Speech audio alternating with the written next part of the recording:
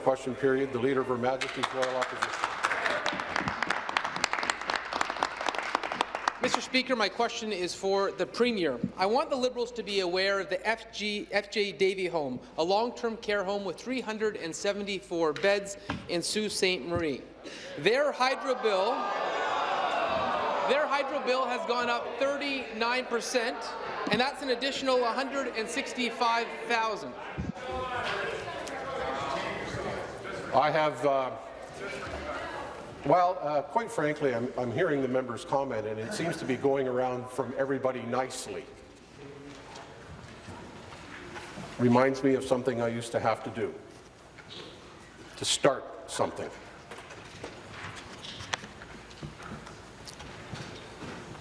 Please put your question. Mr. Speaker, the government may laugh and heckle, but this is a seniors' home. This is a long-term care home where their hydro bill has gone up 39%, $165,000 in a year. It is not a laughing matter. Seniors in Sault Ste. Marie are having services, critical services cut. The home said they had no choice. It's hydro or cut services for seniors. So rather than heckle, I would like an answer, Mr. Speaker, from the Premier. How can you allow this to continue to seniors in our province?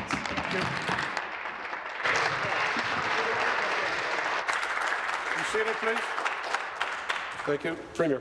Well, thank you very much, Mr. Speaker, and I want to just welcome everyone back, and I want to say that it is no laughing matter, Mr. Speaker. It's absolutely essential that that the Leader of the Opposition and the people of Ontario understand that we understand that there are issues around the cost of electricity in this province, Mr. Speaker. I don't know the specific instance that the Leader of the Opposition is talking about, or that particular home, but I certainly would be happy to get more information from him, Mr. Speaker. But I have made a commitment that the affordability of electricity in this province is of paramount concern, Mr. Speaker. We have made a number of changes, including the most recent 8% reduction across the board. But I have committed, Mr. Speaker, and our Minister of Energy is working to bring forward a proposal before our budget that would further reduce electricity costs across the province. Mr. Speaker, back to the Premier. The FJ Davy Home is just one example of how electricity is hurting even more than family households. Catherine Crane, Executive Director of the Huntsville Hospital Foundation, told the Huntsville Forester about a return fundraising email card that she received. I'll quote what the card said.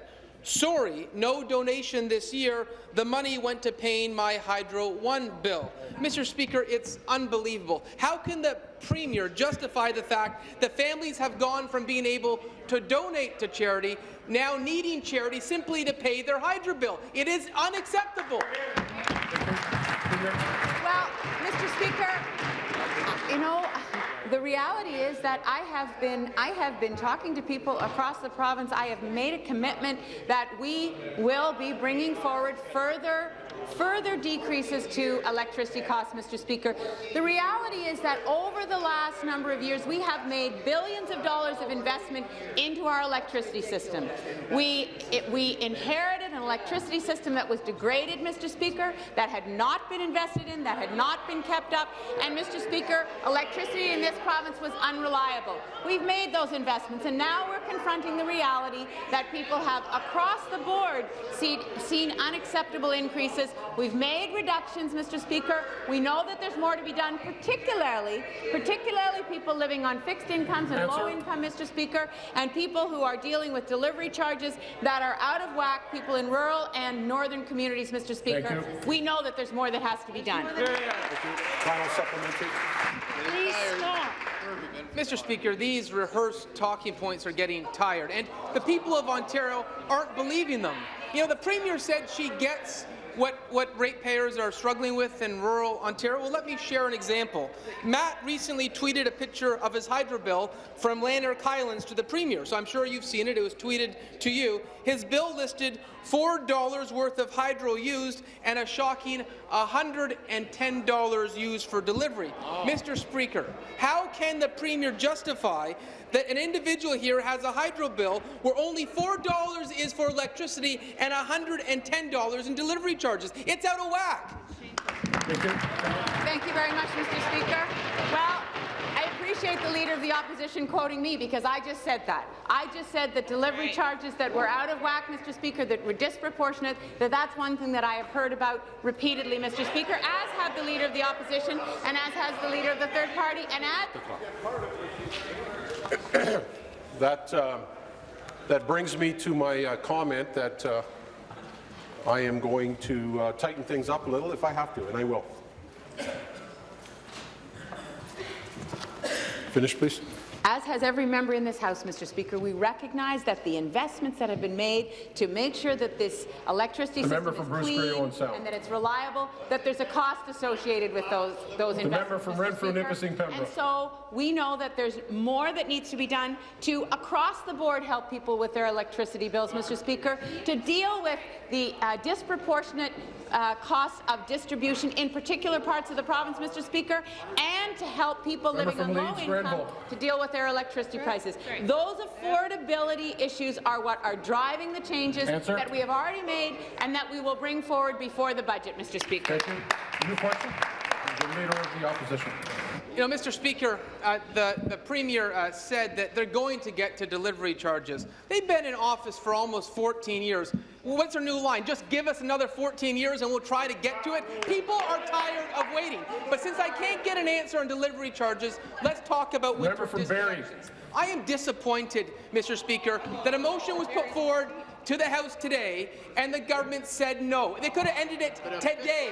I don't want to delay a week. I don't want to delay another day. We need action on winter disconnects today. So my question, Mr. Speaker, is we'll put this motion forward right again after question period. Rather than games, rather than partisan games, will you support the motion? Yes or no?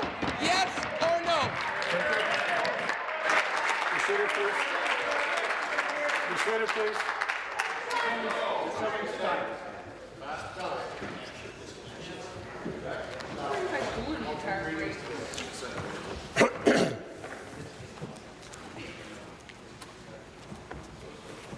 Premier. Thank you very much, Mr. Speaker. Well, let me just say that for a good portion of the time that this government has been in office, we've been fixing the electricity mess that was left by the previous government. And let me just say on disconnection, Mr. Speaker, as there are two things that have happened this morning. As one of the first orders of business today, the government House Leader actually introduced a motion that fast-tracked Bill 27, Mr. Speaker, so I appreciate the support. But on top of that, the member from Renfrew, Nipissing, Pembroke, second time.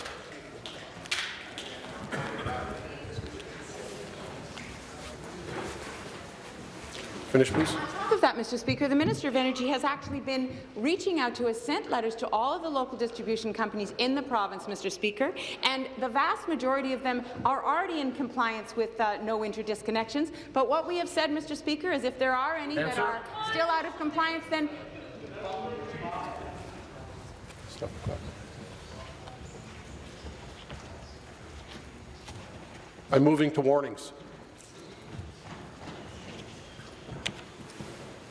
Finish, please. if there are any that are still out of compliance at the end of by midnight tonight, Mr. Speaker, then we will bring forward a piece of legislation that we hope would get support and will move to get those disconnections stopped, Mr. Speaker. Supplementary.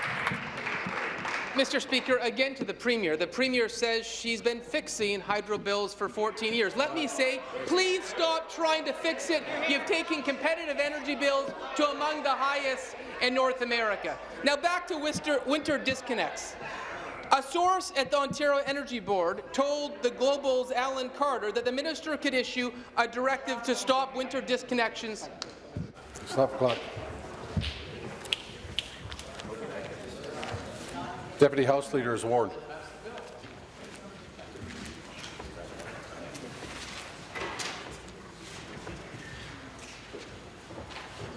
Finish, please. Mr. Speaker, so we know from Alan Carter the minister could have issued a directive to stop winter disconnections according to the Ontario Energy Board. Rather than actually act immediately, he talks about He doesn't seem to realize he has a majority, doesn't realize he has this power, doesn't want to support the motion put forward today. What I'm asking, Mr. Speaker, is no more games. Will you support the motion today? We can't afford to wait another day. Question. Will you do the right thing and support the motion today? Not tomorrow, not in a week, not in 6 Seated, please. Be seated, please. Thank you. Premier. Minister of Energy. Mr. Speaker, I'm very pleased to be able to rise and welcome everyone back to the House. As the Leader of the Opposition should know, Mr. Speaker, I can actually send tasks to the OEB, but I can't give them directives. He should actually, Mr. Speaker— Stop the clock. The member from Bruce Grey Owen Sound is warned.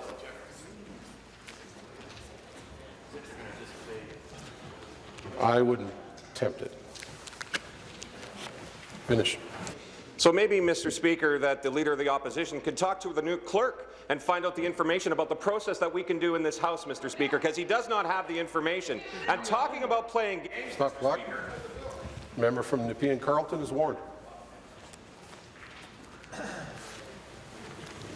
Talking about playing games, Mr. Speaker, the Leader of Opposition is doing just that. We had a bill in front of this House that could have stopped winter disconnections in June, Mr. Speaker. But they didn't support it in June, Mr. Speaker. They supported it in Stop. I'm sorry. Stop the clock. The member from Renfrew, Nipissing, Pembroke is warned. How many more before you realize I'm going to get this stopped? Go.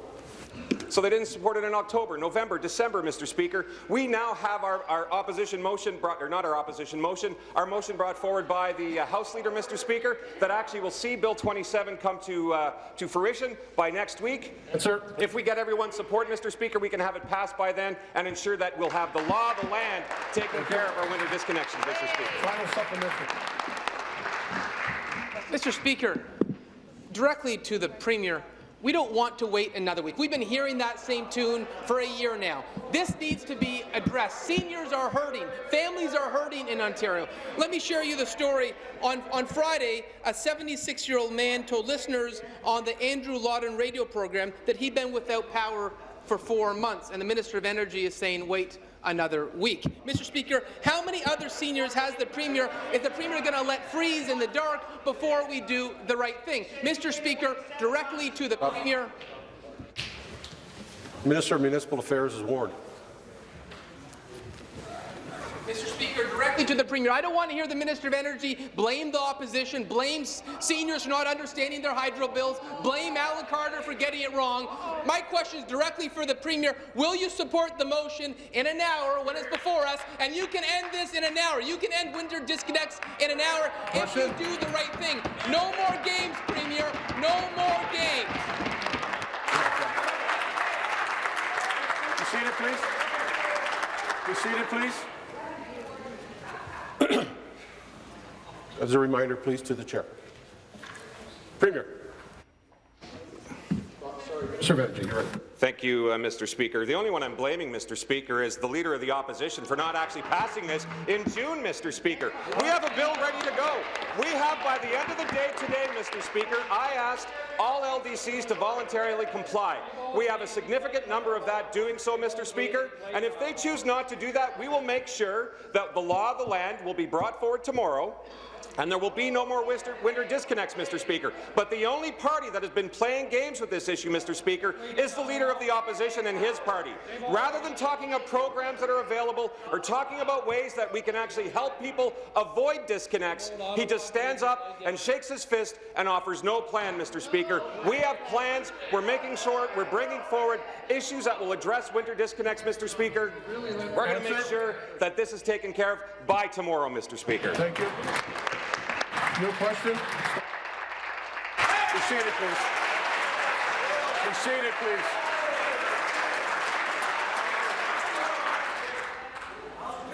New question, the Leader of the third party. Thank you, Speaker. My question is for the Premier. I met a woman named Charlene who lives in Sault Ste. Marie, Speaker, and she has 3 kids. Charlene has 2 jobs, Speaker, a full-time job and a part-time job, and her husband has a full-time job. They try to do the laundry and cooking during off-peak hours, but their work schedules and their kids make it pretty hard to have that happen, Speaker. Every month, they end up with a $400 hydro bill and a disconnection notice. They're living off their overdraft, Speaker, and when I met Charlene, she was almost in tears. Can the Premier tell Charlene and people like her all across Ontario what she thinks she should be doing about it? Thank you. Premier. Well, Mr. Speaker, there are 2 issues in that question that the Leader of the Third Party raised, and the first being that electricity prices are very burdensome for many people across the province. I recognize that, Mr. Speaker. I have spoken with people like Charlene, the person that the Leader of the Third Party references, and I recognize, Mr. Speaker, that on top of what we have already done, the latest thing of which is the 8% reduction that is on all bills now, Mr. Speaker, we need to do more. And I have committed, Mr. Speaker, that we will bring forward a plan to further reduce electricity bills before the budget. On the disconnection issue, Mr. Speaker, I've been very clear. It's unacceptable. We've had a piece of legislation before the House. The Minister of Energy has been reaching out to local distribution companies. Most LDCs have already got the message, Mr. Speaker. There are no disconnections in the majority of them. If there are any outstanding, Mr. Speaker, by midnight tonight, we will bring forward a standalone piece of legislation to make to ban that practice. Speaker, I've talked with people who get to the end of the month and have to decide between buying the groceries or paying the hydro bill to keep the lights on.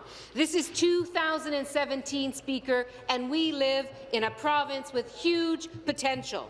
Nobody should be faced with that sort of choice.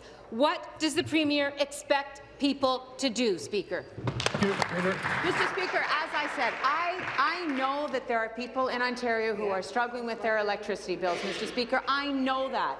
And we have been working very hard. And by that I mean we've been meeting with organizations, with individuals, whether it's the Minister of Energy or me, my staff. We've been looking for solutions, Mr. Speaker, that can make real changes in the electricity system that are sustainable, Mr. Speaker, that over time will continue to reduce electricity costs, Mr. Speaker, and in the immediate term will give relief across the board, because we know that the investments that we have made in the system to make it clean, to make it reliable, to make it a system that everyone can count on across the province, that there was a cost associated with those changes, Mr. Speaker. We need to take more costs out of the system. We need to reduce those bills, and that's exactly the proposal that we will bring forward before the budget.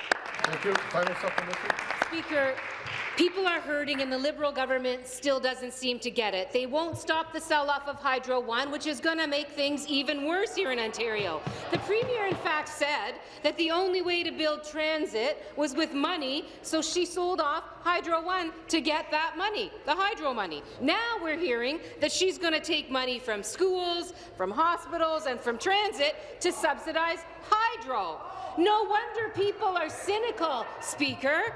When is the Premier going to start fixing the problems that people face rather than the problems that the Liberal Party faces? Stop the sell-off of Hydro One and begin fixing our electricity system. Thank you. Thank you very much, Mr. Speaker. Well, I know that the Leader of the Third Party knows that there is absolutely no relationship between the broadening of the ownership of Hydro One and electricity prices. I know she knows that, Mr. Speaker. And so what she's trying to do is conflate those issues and make it sound as though somehow there is a connection. And then she's setting up the next piece of her strategy, which is that anything we do is going to be to the detriment of something else in government. Not true, Mr. Speaker. The reality is that we are investing in transit. We must invest in transit in order to foster economic growth in this province. And we, at the same time, Mr. Speaker, need to deal with the electricity prices, which have increased across the board because of the investments that we have made over the last number of years to make sure that our grid is clean and that it's reliable, Mr. Speaker. We're going to continue to reduce electricity costs. Thank you.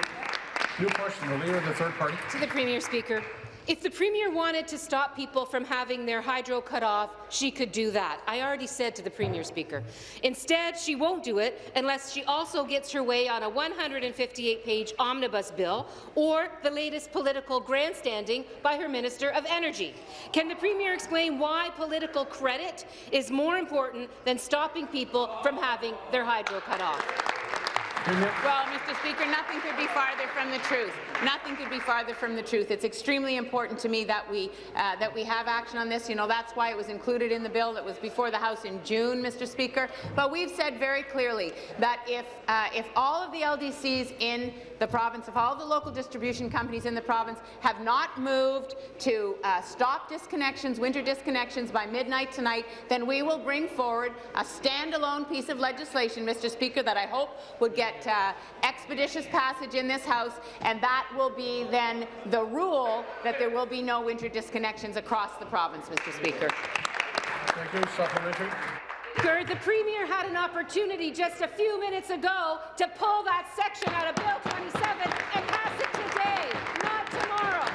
She had that opportunity a few minutes ago, Speaker, but because it was coming from the opposition, not from the government, she refused to do it. It appears that the Premier will only agree to keeping people's power on if she and her Liberal Party gets the political win. Shame on her. Can she explain? Can this Premier explain to someone facing a disconnection notice in the province of Ontario why she's putting the interests of her political party, the Liberal Party, before the interests of Ontarians? Mr. Speaker, the point is a procedural one. The reality is it amounts to exactly the same thing, that people across the province will no longer be subjected to disconnection orders, Mr. Speaker. And my expectation actually would be that by midnight tonight, all of the LDCs would have agreed to stop this practice, Mr. Speaker, so that neither piece of legislation is actually necessary because they will already be in compliance. Not be about the whim or the good nature of the utilities. It should be the law in the province of Ontario that people's electricity bills do not get cut off. That is her job. That is her responsibility. It's not up to the companies. Speaker, last year 60,000 people had their hydro cut off. Suddenly today, facing immense political pressure, the Premier has apparently seen the light. Well, not the light today, maybe the light tomorrow. Once again, Speaker, this is politics at its worst. That's what this Liberal Premier dishes up regularly in this province. That's why the people of Ontario are so disappointed and so fed up with the Liberal Party and this Premier. So, when is she going to start making decisions that are based on the best interests of the people of Ontario and not the best interests of her Liberal Party? I'm going to take it. Mr. Speaker, I would say to the Leader of the Third Party that this issue was before the House in June. The Leader of the Third Party did not make an issue of this in June, nor did she work to expedite the piece of legislation, Mr. Speaker. This is of great concern to us, which is why the Minister of Energy has communicated with all of the local distribution companies in the province and has said that winter disconnections are unacceptable. My expectation is that they will be in compliance by midnight. If that's not the case, Mr. Speaker, we will bring a piece of legislation tomorrow to make that the case if we get expeditious approval by the House, Mr. Speaker. Thank you. Any question? Sorry, the member from Elgin Middlesex. Thank you, Speaker. Speaker, my question is to the Premier. Speaker, 3-year-old Madison Ambrose family has to raise over $140,000 to receive life-changing surgery out of the country. This government has created a rationed healthcare system through their scandals and mismanagement, and Madison and many other children are unable to access the healthcare they need. Instead, families are left on their own to rely on the generosity of others to raise the much-needed funds to travel out of country. Speaker, the Premier and Minister of Health already know the results of the recommendations from their expert panel regarding the surgery. Mr. Speaker, families cannot wait any longer on OHIP's dithering. Will the Premier direct her minister to fund Madison's surgery today? So, Mr. Speaker, first of all, let me just say that I can imagine no trying and tragic situation than a family that has an ill child looking for support, Mr. Speaker, and looking for procedures that will alleviate that child's suffering. There just is no worse situation I can imagine. The reality is that in Ontario, Mr. Speaker, we have a healthcare system that is based on evidence that looks at the scientific evidence behind procedures, Mr. Speaker. I don't know the specifics of the case of Madison, but I will certainly make sure that any information that the member gives me will be passed on to the Minister of Health. But in situations where there is not a surgery available here in Ontario and it is available elsewhere, if it's something that is supported by evidence, Mr. Speaker, then there is support for that surgery out of country. But, Mr. Speaker, the decisions that we make in Ontario have to be based on medical evidence. Supplementary. Speaker, back to the Premier. Premier, Speaker, this isn't an experimental surgery. This is actually a surgery that's covered by the ministry website. However, the ministry does not fund it in Ontario. The red tape they've created, the layers of management they have created in the healthcare system has made it an impossible nightmare for Madison's family to actually apply for the financial assistance the Premier is just referring to. Speaker, this surgery, again, is not experimental, and it is on approved surgery on the ministry's website. Speaker, her minister is unwilling to fund the surgery in Ontario. Mr. Speaker, will the Premier make a commitment today to fund the surgery when Madison goes to St. Louis? Thank you. So, Mr. Speaker, what I'd like to do is get the information from the member opposite. I will say, Mr. Speaker, that in my own constituency office, I can remember situations where there was a need to connect a family with the ministry, with the minister's office, to have a further conversation. I'm quite happy to do that for the member opposite, and I'd like to have the information. I just don't have enough information. It's interesting to me that it is something that is covered but is not being funded. I'm not sure how that is happening and what the questions or concerns are around this particular situation. I'll need more information. I'll certainly take it up with the Ministry of Health, and I appreciate the member opposite raising it, Mr. Speaker. Thank you. New question, the member from. You're going to make me do this, aren't you? 28 years, you got to get it right. I am sorry for the member from Timmins, James Bay. It was just bad humor on my part. A serious question, and the question is to the Premier. Every party in this House has expressed support for legislation to stop winter disconnects, but the Premier refused to support Andrea Horwath's motion this morning that would have dealt with it first thing today. Instead, she would rather hold those vulnerable people hostage, refusing to help people, and rather help the Liberal Party. So my question is this: why is it that you always choose to do what's good for the Liberal Party and not necessarily what's good to the people of Ontario? Minister of Energy. Minister of Energy.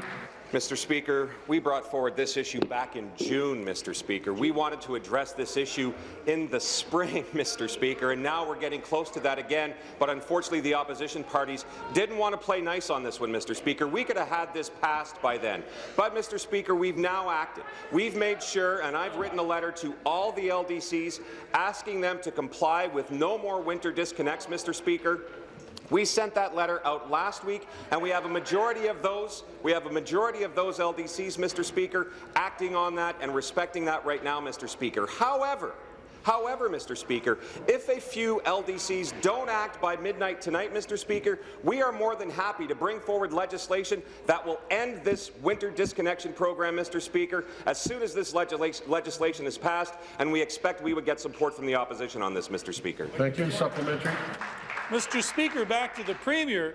This House couldn't deal with it in June. Why? Because you prorogued the House in June. Who are you trying to kid? The issue here is very simple. We've been pointing out since last November that people are being disconnected. We've asked for legislation that was introduced, a motion this morning by my leader, to fast-track legislation so we can deal with it today. Instead, what do? You say, oh, no, I don't want to do it and give anybody else credit. I got to do it so I can help the Liberal Party get some good press tomorrow. So we're going to wait for another day, and we're going to do what's good for the Liberal Party. I'm going to ask you once again, why why does it always come down to what's good for the Liberal Party and not good for the people of Ontario? Be seated, please. Be seated, please. Thank you. Minister. Thank you, Mr. Speaker. I need to remind the honourable member that the prorogation happened on a Thursday and we were back on the Monday in September, and they could have easily actually passed this bill then, Mr. Speaker. But again, I know there's alternative facts on the other side, Mr. Speaker. On this side of the House, Mr. Speaker, we recognize that this was an issue for the people of Ontario in June. Why didn't they, Mr. Speaker? They need to ask themselves, why didn't they see that back in June when we did as a government, Mr. Speaker? We made sure that this bill was brought forward, making sure that we can end winter disconnects, Mr. Speaker. Unfortunately, they played political games with it, Mr. Speaker, not this side of the House. We now made sure that there will be no more disconnects by all LDCs complying with the letter that I sent. We will know by the midnight tonight, Mr. Speaker, and if there are a few that don't comply, we will make sure the law of the land will make them comply. Thank you, Mr. Speaker. Any question? The member for Beaches East York. Well, thank you, Speaker. My question is to the Minister of Innovation, Research and Science. Now, a key promise of our government's mandate was to create high-quality and high-paying jobs for Ontarians. And to do that, the Minister of Research, Innovation and Science has made a number of very strategic investments to grow the innovation economy. Now, at a time when the term bailout was being used frivolously by members of the opposition, this government made the strategic decision to loan Mars the capital they needed to finish their innovative research hub. Now, if the opposition had their way, Mars would be a gigantic sinkhole at the corner of University and College, or maybe been sold off to the private sector at incredible loss. This government showed immense amount of leadership in the face of very ardent criticism, and that leadership has paid off, Speaker. Question. So I would like to ask, would the minister please inform this House on the very great successes of the Mars Discovery District? Thank you. Minister of Innovation and Research. Thank you, Mr. Speaker, and I want to thank the member from Beaches East York, Mr. Speaker, for that very important question. Mr. Speaker, it is my distinct pleasure to inform the members of this House that the decision to bridge finance Mars has been an incredible success. Mr. Speaker, the Mars Discovery District loan will be paid 3 years ahead of time at zero cost to the people of Ontario, paid off with interest. Mr. Speaker, thanks to our investments, Mars has created over 6,000 jobs and is responsible for an increase in our annual GDP for $1 billion and has attracted leading technology firms that are opening innovation labs right here in the City of Toronto. Mr. Speaker, I want to take a moment and thank the Premier for extraordinary leadership, for investing in the future of the economy of this province, and the rural investments will be its impact will be seen for years and decades to come in this province. Thank you. Thank you, Mr. Speaker. Supplementary. The member from Trinity Spadina. Thank you, Speaker. Minister, this is great news for our government's effort to build a globally competitive innovation hub here in Trinity Spadina. I'm pleased to hear that Mars is not only paying off its loan, but also has become a commercial success. But as I recall, the opposition were quite short-sighted in their criticism of this project. I was very glad that our government didn't take their advice on this matter and made this investment happen, despite the political risk involved. Minister, can you advise this House as to why this investment and others like it are important to Ontario's effort in becoming a world leader in innovation? Thank you. Minister. Development and growth. Thank you very much, Minister of Economic Development. The member is absolutely correct. The Leader of the Opposition once blatantly called Mars a money pit and a bad fiscal decision. Today we see, Mr. Speaker, just how ill-informed and misguided he was. Ontario is emerging as a global strength, as an innovation leader, and key to those efforts, Mr. Speaker, to transform Ontario to a new global economy is a strong and healthy Mars. Mars is a true success story that's helping to establish Ontario as a force to be reckoned with in the global innovation economy. Our decision to boldly press ahead to build the Mars Tower in the face of unrelenting political political opposition has proven today to be the right decision. I want to thank our Premier and my colleagues for having the courage to step up in the face of political risk and opposition rhetoric, and place building a strong economy and creating new jobs ahead of partisan politics. Thank you. Your question, the member from Prince Edward Hastings. Thank you, Mr. Speaker. My question this morning is for the Premier. Speaker, on Friday last week, Bacardi announced that it was closing its Brampton location due to the changing business environment and to ensure the company's future competitiveness. My question, Speaker, is this. How many more jobs have to leave Ontario before this Premier does something about the electricity crisis that she and her government have created in Ontario? Minister of Economic Development and Growth. Minister of Economic Development and Growth. Mr. Speaker, any time a job is lost in this province, Mr. Speaker, we're concerned for the workers that are involved, and we will continue to reach out to those workers to ensure that we do everything we can to help them find alternative employment.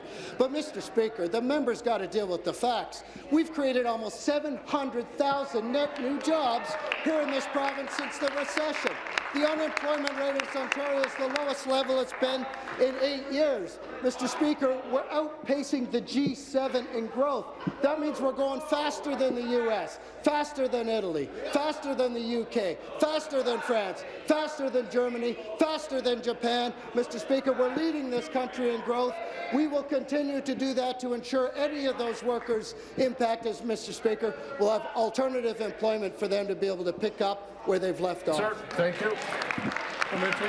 Speaker, we've lost 350,000 manufacturing jobs in the province of Ontario since this government took office. Electricity is a crisis situation here in Ontario, and this minister, this premier, and this government don't seem to get it.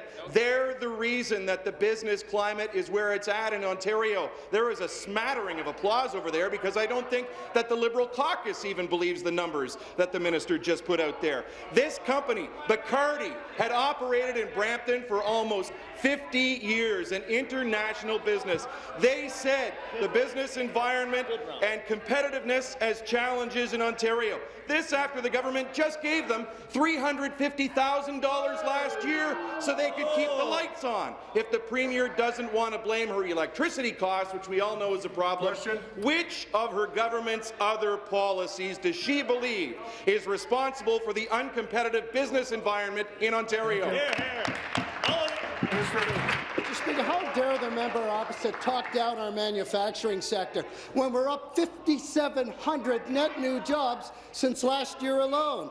Mr. Speaker, we're proud that we've invested $1.9 billion in support for Ontario manufacturers.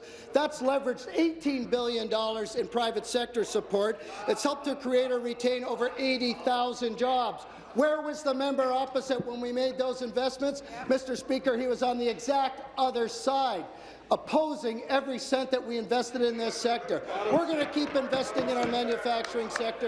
We're going to ensure we have one of the most competitive manufacturing sectors in North America, and we're going to keep growing jobs in that sector, Mr. Speaker. Your question, the member from Toronto Danforth. Thank you, Speaker. My question to the Premier. Under the transit funding formula that was put in place by Bill Davis, the province paid 50% of the TTC's operating costs. The Davis funding formula helped make the TTC the envy of the world. The Progressive Conservative government cut that funding in 1998, and the funding has stayed cut under the Liberal government. Instead, the government has offered indirect funding with the gas tax at a fraction of the previous funding. Will the Premier help make the TTC the envy of the world again? Will she restore the TTC operating funding as proposed by the NDP? Minister of Transportation. Minister of Transportation. Thanks very much, Speaker. I thank the member from Toronto Danforth for the question. I think that member will know that at the current time, our government is investing more in public transit in the City of Toronto, in the 416, than in any other government in provincial history, Speaker. He cited in his question that not that many weeks ago, the Premier announced that over the next 4 years, we'll be doubling the amount of gas tax money that cities like Toronto receive. Speaker, that means for the City of Toronto an estimated additional $170 million rolled out by 2022 per year. That will bring their total to, of course, roughly $340 million. Speaker, that's on top of the literally billions of dollars that we are currently investing, again, more than any other government in Ontario history, in the expansion of transit in the City of Toronto, in the 905 communities around Toronto, Speaker, and in the 99 communities across Ontario that are eligible to receive gas tax funding. Thanks very much, Speaker. Thank you. Supplementary. Well, Speaker, it's great for ribbon cutting, but it's real tough when you're in an un-air-conditioned subway car in the middle of summer. Under the province's traditional 50-50 funding formula, the TTC and Wheel-Trans would have received about $345 million in direct provincial funding based on Toronto's most recently passed budget. With this level of provincial funding, the TTC could improve service, boost ridership, and give people another good reason to leave their car at home. Provincial funding for transit operations would allow for fare integration across the GTA. It would allow us to avoid the Metrolinx proposal to charge people from Etobicoke and Scarborough for the distance that they travel. Will the Premier restore direct provincial funding for TTC operations as the NDP has proposed? Thank you. Minister. Thanks very much, Speaker. So, as I mentioned in my first answer, as we are standing here today, this provincial government, under the leadership of Premier Wynne, is investing billions of dollars in the City of Toronto alone, Speaker. For example, $3.7 billion in the 416 for GO Regional Express Rail, $416 million for the Toronto streetcars, Speaker, $870 million for the Spadina subway extension, $5.3 billion for the Eglinton Crosstown, single largest construction project, transit construction project in Ontario history, Speaker. But interestingly, from my perspective as Minister of Transportation, Speaker, is that when Andrea Horwath, the leader of the NDP, talked about providing support for the City of Toronto's transit, she was completely silent about the transit needs of every other community across the province of Ontario, Speaker. That's why our initiative doubles gas tax money for nearly 100 communities in every corner of this province. That's transit leadership. That's getting the job done right. Thanks very much, Speaker. Any question? The member from Ottawa South. Thank you very much, Mr. Speaker. My question is for the Minister of Education. Minister, TVO is truly one of our province's gems, one of we can all be truly proud of in this legislature and all Ontarians. So over the last several weeks, I've heard from many constituents about the importance of TVO to their family. Whether it's TVO Kids, educational platforms, in-depth current affairs shows or documentaries, TVO plays an important part in their everyday lives. Most were concerned over the last couple of weeks about the potential loss of over-the-air transmission and the impact that that would have on those who did not have access to or who could not afford cable and internet. So, Minister, could you please let this legislature know about the additional support that was provided to TVO in last Friday's announcement? Question. Thank you. Minister of Education.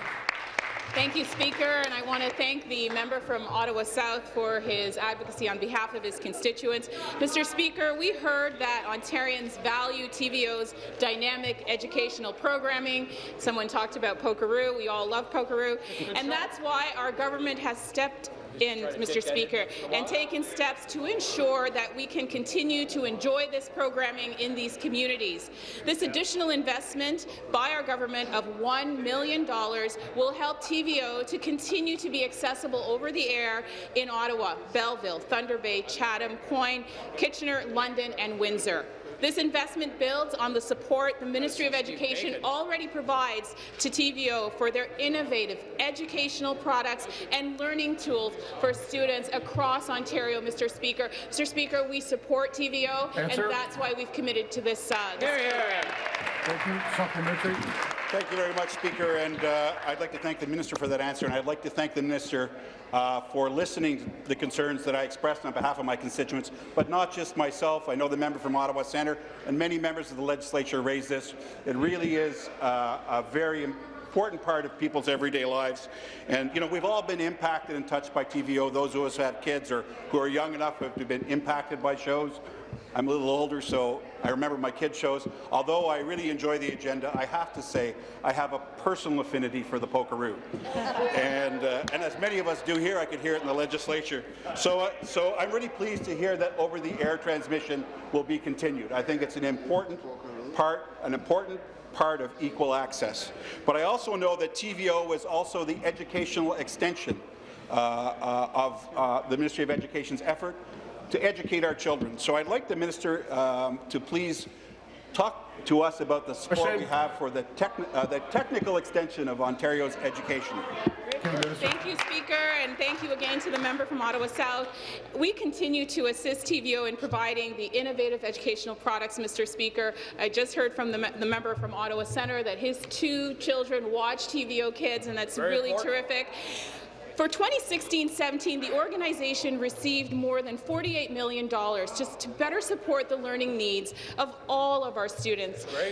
This includes supports for TVO's Homework Help, a free online math tutoring by teachers for students in grades 7 to 10. That'd be helpful for Empower, a new gamification math learning tool for kindergarten to grade 6 students based on the Ontario's math curriculum, and this is supporting our renewed math strategy.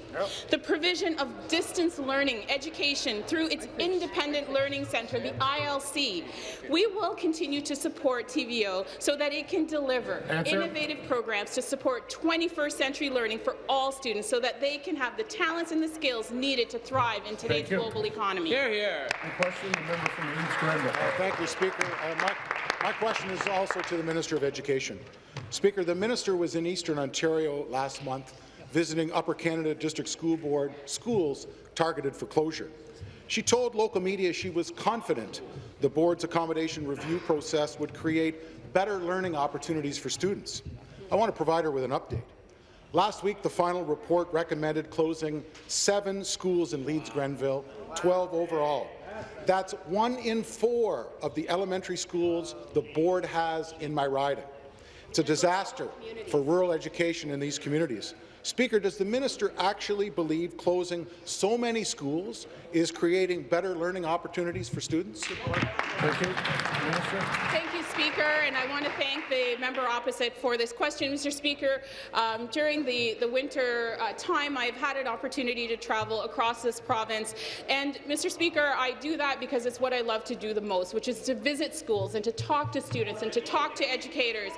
I visited Glengarry, Ottawa, Cornwall, Sault Ste. Marie, Thunder Bay, just to name a few. Mr. Speaker, I had a chance to see firsthand how investments in programming for students like Specialist High Skills Major is allowing students to learn the skills that align with their unique learning styles and their interests.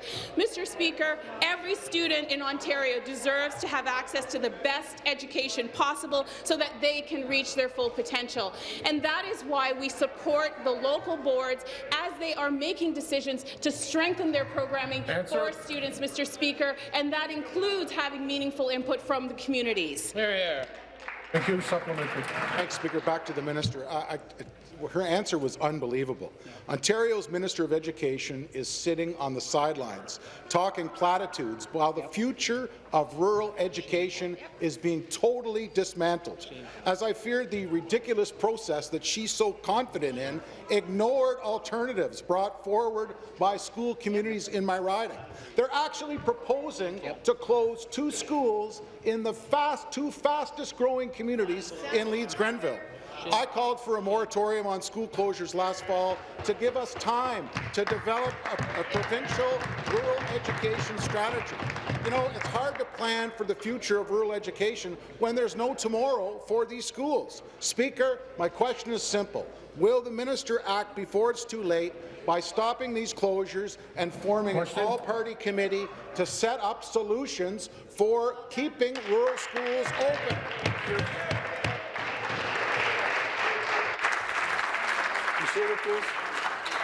Thank you. Minister. Mr. Speaker, I want to stress to the member opposite that Every student in this province deserves to have access to the best education possible so that they can achieve their full potential. Mr. Speaker, our students in rural areas are an integral part of that. We understand that boards are moving forward. There are no easy solutions, Mr. Speaker. Boards, with the pupil accommodation review process, are required to receive input from municipalities, from coterminous boards, Mr. Speaker, from community members, from students, from parents, and from their local organizations. And, Mr. Speaker, that's exactly what they're doing. Mr. Speaker, we cannot have a one-size-fits-all solution to this issue. It has to be a local decision, and that's why we support the pupil accommodation review process, and we support local boards in making that decision. At the same time, Mr. Speaker, we are providing the investments in our education system that are necessary to ensure that our students have the best investments in their education possible. No question. The member from Timiskaming. Thank you, Speaker. My question is to the Premier. Ontarians are concerned by proposed public sector CEO pay hikes that could see some executive salaries increased by 50%.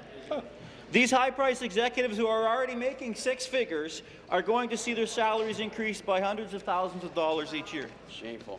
Most Ontarians haven't seen a real pay increase in years. A lot of Ontarians can't pay, for example, their hydro bills. That's right. It makes you wonder, what are this government's real priorities? If they would rather spend limited public dollars on high-priced executives than on supporting needed public services. The Treasury Board. President Treasury Board. Yes, thank you very much. And obviously, when we think about our partners in the broader public sector, we want to make sure that we have two things happening. We want to make sure that our partners in the broader public sector can pay their executives adequately, that they can attract the best people, because we want the best people running our public services. But we also understand that they need to pay the broader public sectors in a responsible manner and to get good value for money. I would point out that the group of people that we are talking about with broader public sector pay, or in this group of broader public executives, have actually had their salaries frozen since 2012. And the issue that we have looked at has been how do we come out of the freeze in a responsible way? And the way we do that is to make sure they are paying no more than the 50%. Supplement. Speaker, years of Liberal austerity budgets have underfunded our hospitals and schools to the point of crisis. That's right. Funding for the frontline staff that makes a difference in people's lives has been cut, possibly to make way for massive CEO pay hikes. This is money that could be used for hiring back the 16,000 nurses that have lost their jobs in the last 2 years as a result of damaging Liberal spending priorities. When will this government stop letting the people of Ontario down and invest in programs and services that matter to Ontario families? Thank you. Minister. So for the BPS executives who have had their salary frozen, they have been asked to set out, the organizations have been asked to set out a salary framework where they are compared to Canadian public sector comparatives. They are not legally allowed to pay more than the midpoint of those comparators. If, in fact, they have reasonable comparators and reasonable salary increases, we will approve that.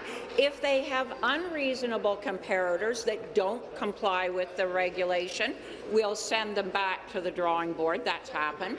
If they have unreasonable increases, we will send them back to the drawing board. We are only going to approve those salary increases which are reasonable and allow us to get good value for money and good people to run our public service. Thank you. Your question, the member from Kitchener Centre. Thank you, Speaker. My question is for the Minister of International Trade. With recent world events taking shape, we're beginning to see a shift in the trade landscape, especially here in North America. Ontario does have a long history with our partners in the United States and Mexico of strong and mutually beneficial trade relations that are measured through our deeply integrated economies. And this economic integration has largely come as a result of trade deals like NAFTA, which now links 450 million people, producing over $20 trillion worth of goods and services every year. NAFTA effectively eliminated almost all tariffs on goods and provided clear rules that govern trade in goods, services and investment throughout the continent. Speaker, given the fact that the new U.S. administration has vowed to tweak NAFTA, could the minister please elaborate on what this is going to mean for businesses here in Ontario? Thank you. Minister of International Trade. Thank you, Speaker, and I want to thank the honourable member from Kitchener Centre for asking this important question. Speaker, as Minister responsible for international trade, my job is to sell Ontario, while at the same time ensuring access to our existing key markets. Simply put, Ontario supports free trade and understands the value of our NAFTA partners. Speaker, we have a 24/7 pipeline of communication with the federal government to ensure Ontario's interests are at the forefront of any negotiation.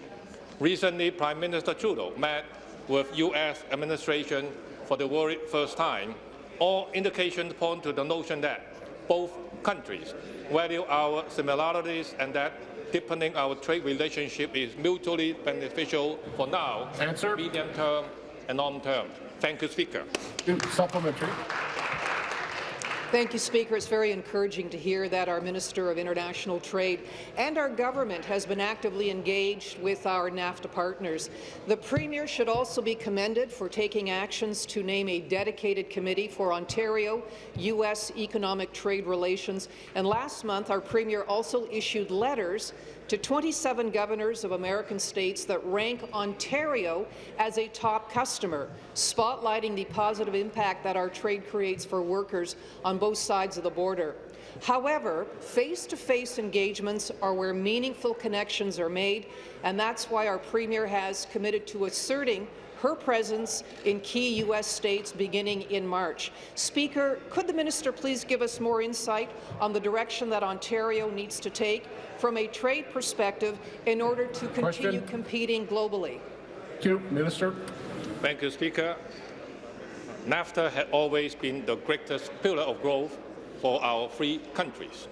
Since its implementation, the total GDP for Canada, U.S. and Mexico reached $20.7 trillion in 2015.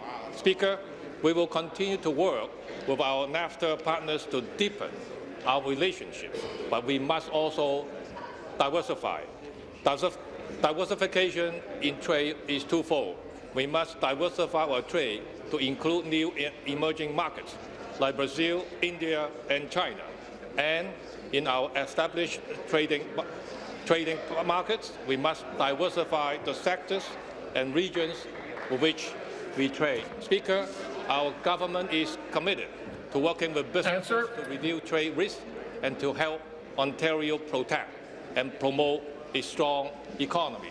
Thank you, Speaker. Thank you. New question.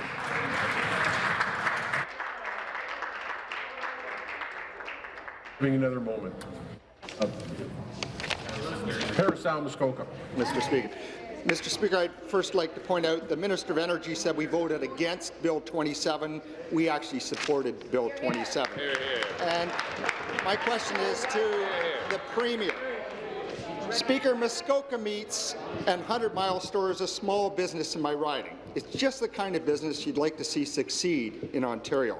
They promote high-quality local food.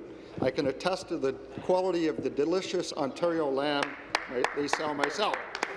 Unfortunately, the owner, Dave Purdon, is struggling to replenish the stock after being forced to launch a half-price sale of frozen meats on Facebook in order to pay his hydro bill and keep his business running.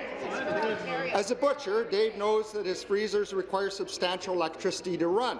However, when faced with a $1,700 hydro bill and a $5,000 security deposit, he had no option but to sell his quality products at a loss. Speaker, will the Premier explain how she expects small rural businesses like Dave's to succeed and prosper while paying Ontario's outrageous hydro rates? Thank you, Mr. Speaker, and I thank the honourable member for the question.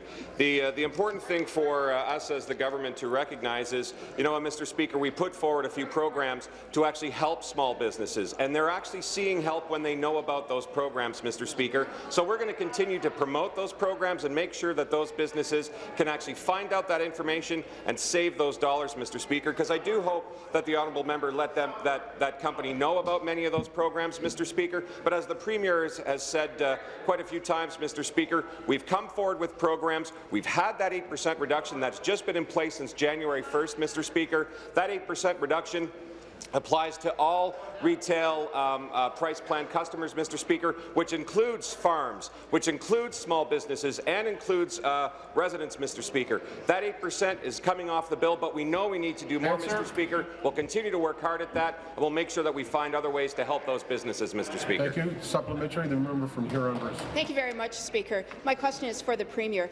Snowblen Farms is a local Huron-Bruce grain drying operation and exporter supporting good rural jobs.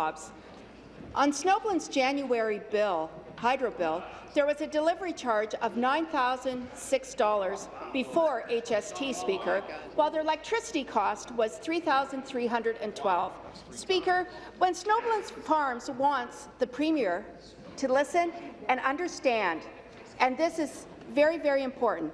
If she doesn't start standing up for Ontario businesses, the only thing drying up in this province will be more good-paying jobs. Mr. Speaker, will the Premier admit that her careless spending is perpetuating the ongoing gouging of Ontario businesses through her outrageous delivery charges? Thank you. Thank you.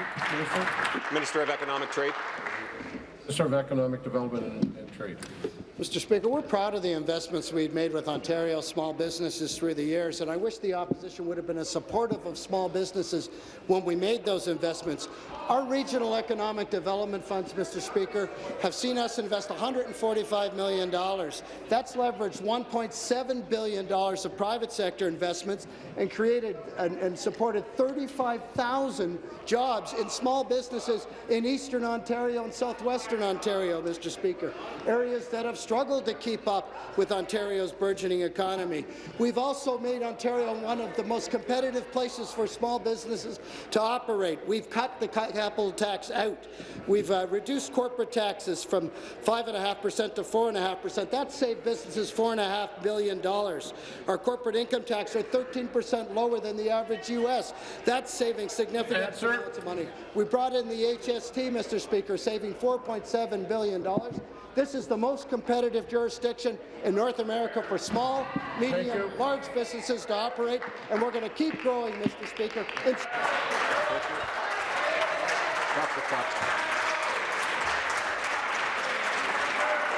seated, please. Be seated, please. Thank you. New question, the member from Kitchener-Waterloo. Very much, Mr. Speaker. My question, of course, is to the Premier. Premier, last month, Stats Canada data revealed women in this province are far more precariously employed than men. Women are less likely to be employed than men. Women between age 24 and 55 are employed at a rate 10% lower than men. Women are roughly twice as likely to be working in part-time jobs and more likely than men to have to work multiple jobs. To add insult to injury, Premier, full-time working women in Ontario earn $167 less per week than their male counterparts across all industries. We know this because it comes from Stats Canada, their 2016 survey. What Ontarians don't know is why the Premier doesn't have a plan to address employment inequality. Premier, why don't you have a plan to address this serious issue? Thank you. Status of women. Minister for the Status of Women.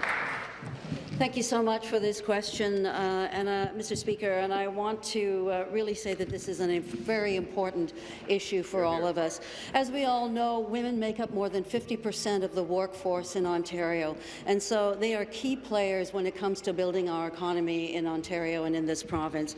And because of that important role, they are contributing to a healthy economy, and we're committed to ensuring there are economic opportunities for women and all Ontarians. In fact, we're doing a number of different different things. We support programs that help low-income women gain new skills and new opportunities, such as the Women in Skilled Trades and Information Technology Training Program that's trained more than 2,600 women. We also have a micro-lending program for women in Ontario, which is designed to help low-income women. The Employment Training for Abused and At-Risk Women program helps women who are facing challenges in their lives, and we're doing so much more to promote gender equality and address the gender wage gap. Of course, I'm more than happy to talk about how childcare is assisting with that too. Thank you.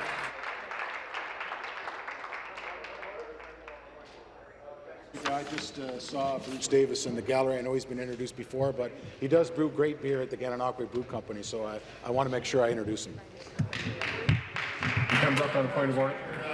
I missed this earlier, but joining the group from Equal Voice and Daughters of the Vote today from my riding of Renfrew-Nipissing Pembroke, we have Martina Witt. Welcome to Queen's Park, Martina. Thank you.